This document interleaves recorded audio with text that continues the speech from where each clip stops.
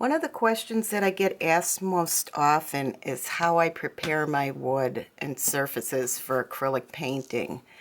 And whether you're painting with watercolor, acrylic, squash, or any other medium, the preparation of your surface is probably one of the most important steps, because if you don't have a good foundation for your painting, then anything that you put on top of it will not be successful or as successful. So I'm going to go through these steps. I'm going to show in this video how you prep birch plywood, MDF, which is medium density fiberboard, and I'm even going to show how you can prep watercolor paper if you want to do some things with that with acrylic paint. My name is Sheila Landry from Art Asylum, and welcome to my channel. I'm going to start out by showing you the two types of wood. MDF is a medium density fiberboard, and that means it's ground up wood and glue, and they kind of press it all together and it makes a board. Because it's composed of mostly glue, when it gets wet, the fibers swell, the glue breaks down, and it needs some kind of sealing or treatment on it so that it'll remain intact and not get bumpy and, you know, goofy, and that whatever you paint on top of it will stay put. MDF is not a great outdoor project surface because of these reasons. The weather usually will break it down quickly. Even if you seal it, I know some people have been successful, but I tend to keep my MDF projects for inside projects. Baltic birch is sliced sheets of wood with layers of glue in between, and it's a very strong wood. This is an 1/8 inch piece, and it has 5 plies to it, and 3 of the plies are wood, and then there's 2 layers of glue in between. And what they do with MDF is they keep changing the grain of the wood with each layer, so it gives it a lot of strength. For this reason, it's a really good surface for stuff that's more intricate or may have little edges on it. It tends to break less, and it's a really nice surface. I typically use Baltic birch plywood, which means the face and the back are both made out of birch from the Baltic area, which is one of the highest quality. It has very few plugs or that to worry about, and it lends a beautiful, nice surface for painting. And this is just a piece of watercolor paper. It looks like to be about 300 grams per square meter, 140 pound paper, which is typical. And I'll do that one later because that has a little bit different characteristics. So to begin with, do you need a sealer? My answer is no. You can use a sealer that's made as a wood sealer. You could use your top coat varnish as a sealer. The first thing that's most important, I believe, is that when you put that first coat on of sealer or paint, the water in the paint is going to absorb into the surface. And if it's acrylic paint or acrylic sealer, once it dries, it's going to freeze those fibers into place. So the first coat, the paint will probably swell a little, not swell, but you'll feel the surface will be a little rougher, and that's because the fibers in your wood, especially on the MDF, are just absorbing. Look at wood like a sponge, because it's a breathing, live, it was live at one time. It breathes, it absorbs. So anything you put on it with water is going to make it swell. By adding either, what I use is acrylic paint to seal my wood, but any acrylic or sealer or you know, even oil-based sealer, what that's going to do is it's going to penetrate the pores of the wood, and then as it dries, it's going to freeze the pores, and you wind up sanding, and then the subsequent layers will not penetrate the wood further, and it'll keep it nice and stable. So that's what we're going to do. Let's start with the MDF piece. I have my little water here. I call this one my little water, and my wet palette. I have a video that's going to be up for using a wet palette, or the types of wet palettes. And I'm going to use a neutral color. This is light buttermilk from DecoArt, but you can use any neutral color, any tan, or, you know, light beige or something like this. I tend to stay away from white because white will make it look quite stark, and the colors that you put over it might look too streaky. It's just pretty extreme. This is warm white. You can use white, but I tend to go with the light buttermilk, and as you compare them, you can see they're very close. There we go. I'm sorry. But there's just a little more warmth in the light buttermilk, so they're kind of better for that. And I'm using a large brush, large for me because this is a small surface, and this is a fairly soft brush. You could use a cat's tongue, like a filbert brush, or a flat brush. This happens to be an angle brush. Dampen my brush, and then I'm going to work some paint into it. And for now, I'm just doing the top. And I'm going to start in the middle and pull the paint out to the edges with long, even strokes. I'm going to pick up some water as I paint, but I don't want to like soak this. And you can see it's not covering very evenly at this point, and that's okay. This is going to take a couple coats, and I'll explain that as I go along. So the other thing that I feel why I like to do, especially the acrylic for the sealer on MDF, is because it brightens the surface. Because I find if you paint on the MDF directly with your colors, it will do the same thing. It'll seal those fibers depending on how many base coats you put on there, except it's going to look dull because that brown will show through. Where you could see, I hope you could see on my piece, it's not quite even, but we're going to leave it at that. We're going to, if you notice when I stroke, I hold the brush nearly parallel to the surface at a very, I guess, steep angle. And I'm using very light pressure and just drag it from the middle out. Because if you go from the bottom up, you're going to have a lip of paint around the edge, and you'll have to deal with that later. Now the same thing on the plywood. I'm going to start in the middle. I'm going to dampen my brush, work it in a little bit. Notice I'm only going about 3/4 up because I don't want the paint to get in the ferrule, and start pulling it out to the edge. And even when I'm getting to the side, I'm kind of casting off evenly, and you could see the angle I'm holding my brush with. I don't want to use too much water and flood it, but I need enough water to keep the paint moving.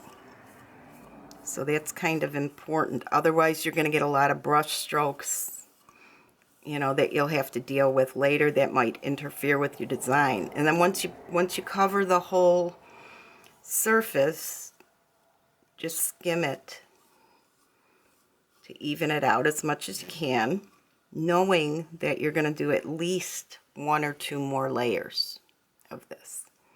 Okay, so now these are both done, and we let them dry completely. You can use a hair dryer for this. You know, I know a lot of acrylic painters like to use hair dryers to speed up the time.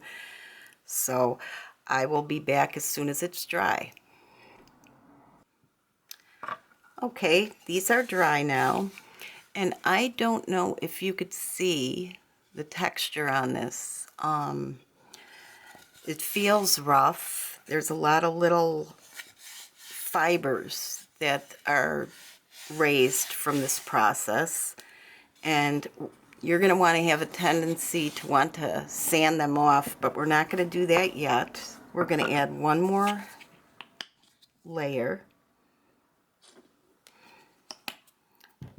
because if we sanded it now, we're just going to sand off what we just put on. There's not a thick enough base on there for this to be sanded, even if you go very light. So this time you'll see the paint goes on pretty evenly. Looks a lot better. It's going on fast. And again, like areas around the hole here, you don't want to put a glob of paint in there, so kind of lift your pressure as you're coming off that edge. Okay.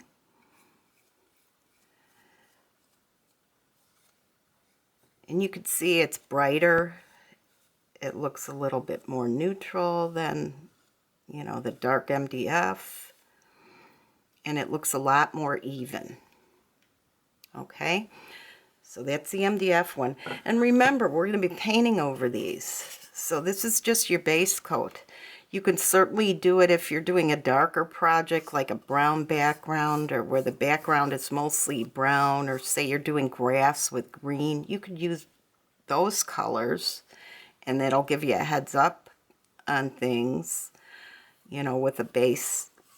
Use black as a base. If you're doing really dark stuff, you'll just have to undercoat your other elements, which we could talk about that later.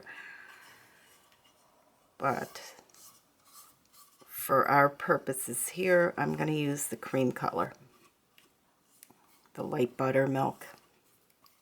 And same thing as I did on the MDF, I'm kind of casting off. Notice I'm going in the direction of the grain of the wood. I guess you don't have to, because really that's not going to show through by the time we're done. And you don't want to overwork it. Okay, so that's the second coat, and once again we're going to let this dry completely, or use your hair dryer. Now that the piece is dry, you could really see or feel, I don't know if you could see it or not. I'm sorry, it just is not going to show up, I don't think.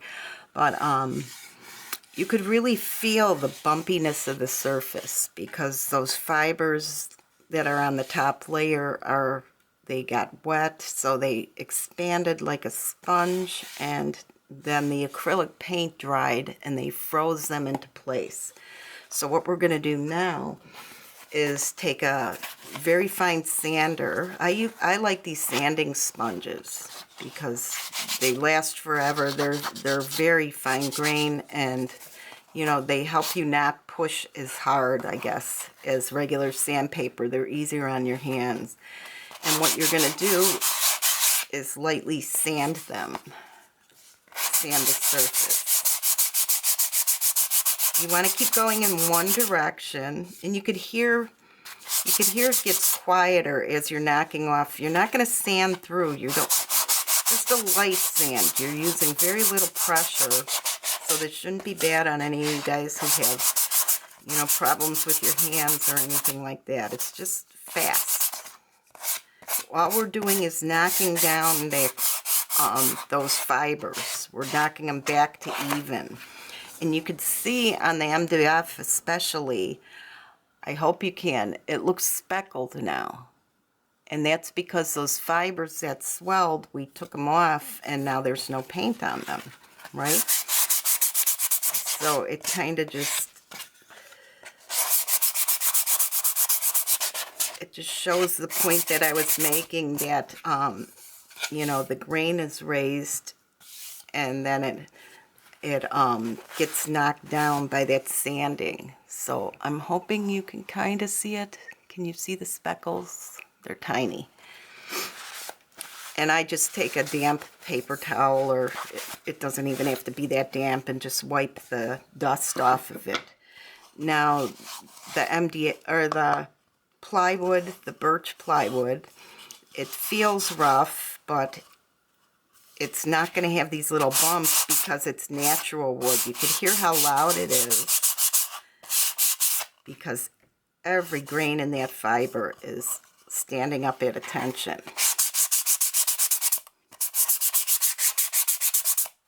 And the same thing, all it takes is a couple little strokes. And now that the plywood piece, you're probably not even going to have to put another coat. That looks pretty good with 2 coats. It feels smooth, there's no bumps, and it's ready to go. Now there's a protective layer there, so the paint that you put on it will not penetrate it, and you should be good. So your wood is sealed. As for the MDF, because we opened those little pores again, those little raised pores, we have to do one more layer because that will seal them now. And you could see the difference perhaps. You'll feel it for sure when you're painting, how smooth the paint goes on. Got a little much water in there.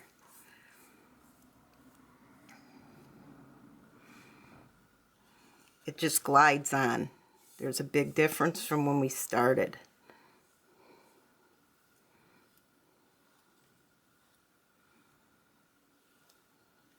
Same thing. You might want to use a little less water than I did, but I'll be fine. And then you'll have your surface ready. I'm going to let that dry. And while we're waiting for that to dry, I am going to bring out the paper. Now, why would I want to seal watercolor paper? Well, you don't always have to. You can paint right on paper and it'll do fine. It's going to absorb in your paint, and depending on what technique you want and how much you want the paint to move on it, you really don't have to. But like I like to do, this is watercolor paper that I used UV resin on with my little light. You know, those little lights you get from Amazon that they use for nail care, and you brush the UV resin and you let it sit under the light for, 2 minutes, and it gives a nice hard plastic. It's almost like a plastic finish. And this is great for like ornaments or garlands even, or if you don't have a wood cutter, you could make things that are more permanent, because this is actually pretty waterproof too. But what happens is if you don't seal the paper, then it tends to curl when you put the UV resin on it. So this will prevent that from happening. And what you do, the same thing. I'm just going to put a coat on. You won't have to sand the paper. I'm going to brush a coat of the light buttermilk.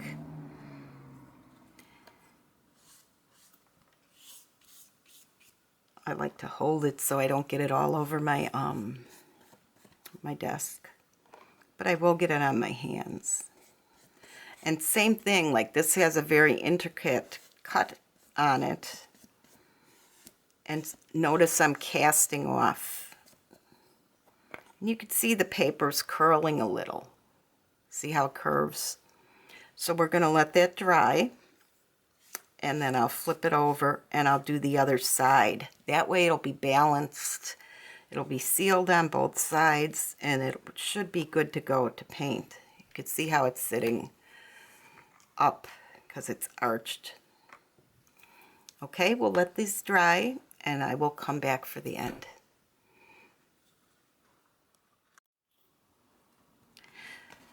So once it's dried, I was able to kind of just bend it a little back and make it flat. But just to be on the safe side, I'm going to give it one more layer on the back. because that way I know it's sealed on both sides. And then it'll stay put. It won't curl with any additional water being put on it or anything like that, or the UV resin.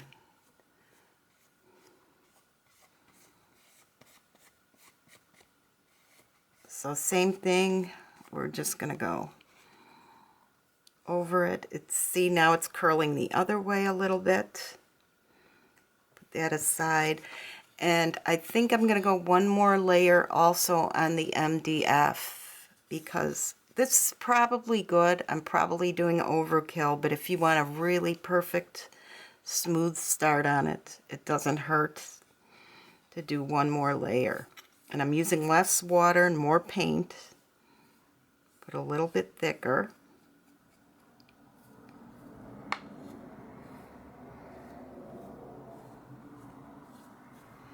And you could see there's very little variation in color from the second and third coat. I know 3 coats seems a lot, but I find doing 2 isn't quite enough usually for MDF. And while it takes a little bit extra time, it's really worth it in the end to have such a beautiful, smooth surface to paint on. So I'm going to let this dry, and then I'll be back for the conclusion. Alright, everything's dry, and as you can see, my paper is in pretty perfect shape. It's pretty flat, it's nice, it's not cool. That's how you know it's dry. And it's coated on both sides, so it'll be really easy to paint like any other surface you use acrylic paint on. As far as the MDF goes, it's just a little bit texture on it, which you may like that tooth or not, but you could also go one more time and very lightly, just a few strokes with the sanding sponge to give it a polished look, and it looks beautiful. You can do the other side before you paint. I like to do it after in case I get paint on the back. I can sand it and do that, and usually I do my sides when I'm doing my project, so I kind of leave those out for now. And the birch was the easiest of the 3. Easy meaning it only needed 2 layers, and it's perfectly smooth. It's a clean surface, and the paint will stick to it well. Everything is ready to go. So that's about it. If you have any other questions or that, please put them in the comments. You can, if you want to see me seal a different kind of surface, then you can let me know on that. I have other videos in my playlist on terms and techniques and things like that, so you could look there for other techniques like transferring your pattern and different brushes and stuff like that. So we'll leave it at that. I hope this was helpful to you. Subscribe if you want more videos like this, and let me know what you'd like to see me teach you. Take care.